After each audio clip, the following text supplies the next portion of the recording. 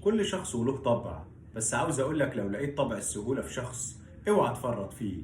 سهل تطلب منه حاجة، مفيش اسهل من النقاش معاه. سهل تاخد رأيه لانه مش هيحبطك. لو احتاجته هتوصل له بسهولة. سهل يعذرك ويسامحك لو قصرت. سيدنا علي بن الحسين بن علي بن ابي طالب في يوم كان بيتوضى والجارية ماسكة الابريق وبتكب عليه علشان توضيه، فغصب عنها الابريق وقع من ايديها ونزل على راسه، فغضب. فقالت له: والكاظمين الغيظ، اللي بيمسكوا نفسهم وقت الغضب.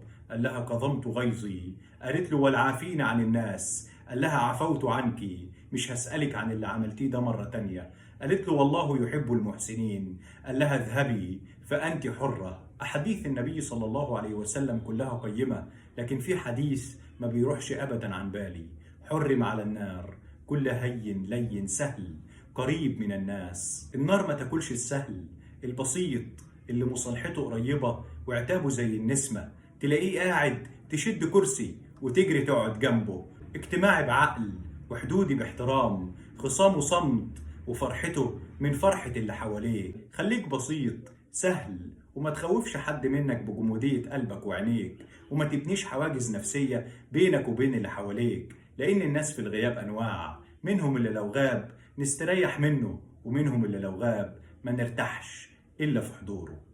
سلام عليكم.